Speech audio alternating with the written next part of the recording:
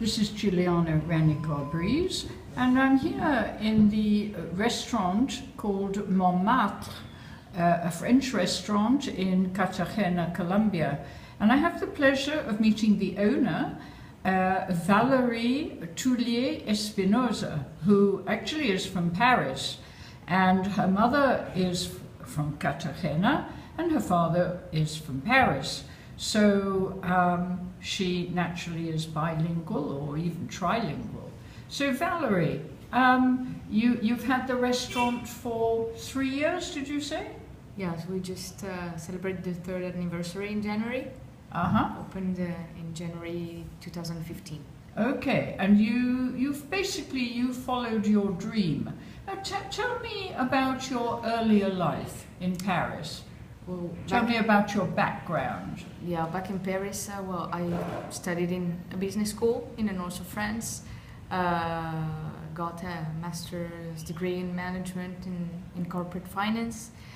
And after a short period of time working for NGOs, I switched to financial consulting. And in Paris? In Paris. Well, I was traveling a lot, but based in Paris. And I had to... I was doing that job for a bit more than 5 years. When I got out of the business school in 2008, it was the crisis in France and the financial crisis. So, as I told you, after a period in NGOs, I specialized in finance, in corporate finance, and when I got out of school... Did you enjoy doing that? Yeah, actually it's always good to learn. Any subject can be interesting, and it's the one I choose, so... So when I got out of school in 2008, I got the opportunity to get an internship in a very nice consulting firm. Right. So I took it in Paris. I took it, and I liked that job because it was project management mainly. So short period of time, changing clients, changing subjects, diversity of things that I would learn. So it was a very nice opportunity, and I got they liked my job and they offered me a full-time contract. And we were only 2 of the interns. There were dozens of interns, only 2 people to be offered a CDI, un contrat, no ending time contract. So you could have been there for life? I could, but yeah, it was not my dream job. When I accepted it, because the situation was tremendous. Some of my friends of the university had to get to another university to be able to get another internship. So I was very lucky that I was offered a job at the end of the internship. So took it and just told myself, well, work there until you are a senior consultant, at least, to be able to value the experience. And that's what I did. So how long were you there for? A bit more than 5 years. Oh, 5 years, yeah. Okay. And what changed all that? I always knew it was not going to be my dream job. And what was your dream job? I was always interested in food, and traditional French food was what I've been living with all my life, and having a restaurant was always in my mind. Your own restaurant, but you thought in Paris? Sorry? You thought it would be in Paris? I thought it could be in Paris.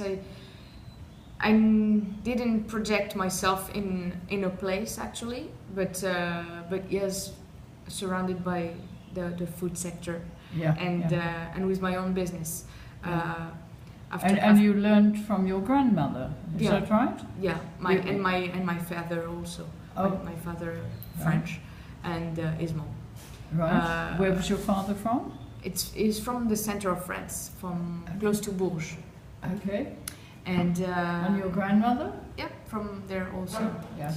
And yeah, it was food was always in my life. It always took me to the markets and to see the providers, to learn about vegetables, about cheese, about wines. Started drinking wine very early. Of course.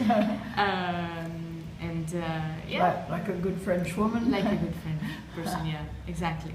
But what about the Colombian side? The Colombian side. Because you said you came to Cartagena as a child. Yeah, we used to come not every 3 years to Cartagena to see my mom's family, and yeah, it was. I always loved Cartagena. Don't know why. Well, how about the food?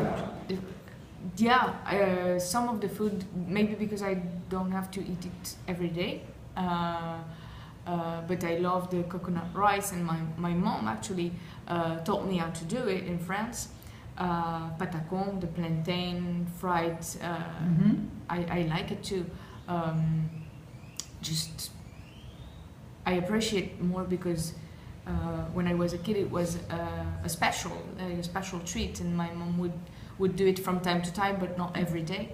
So maybe the scarceness and makes it more precious, more valuable, and when you have to miss something to get it again, it's like a reward. So you kind of like it more. So how did you get into the restaurant business?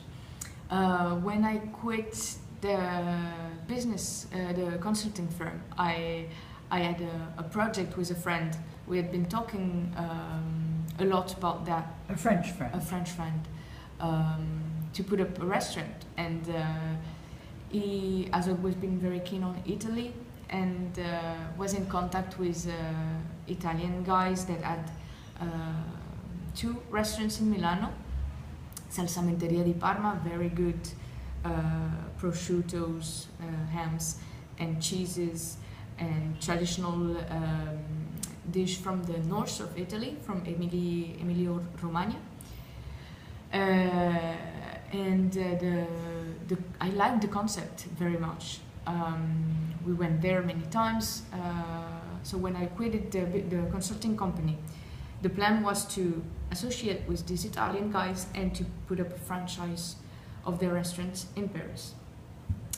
And well, it was a pilot franchise, so nothing was very clear. Verbal contract. Yeah, and also we were not agreeing on the places we wanted to put it, and it was a very long process to agree on something, and I got a bit bored of that. So after several months, stressful. Yeah, stressful because I had not that stressful, but I had quitted a very good job, and I didn't want to complicate myself with people taking too much time to take a decision, or questioning everything that we would do because we were young and they were older. And so, how old were you at the time? I was 27.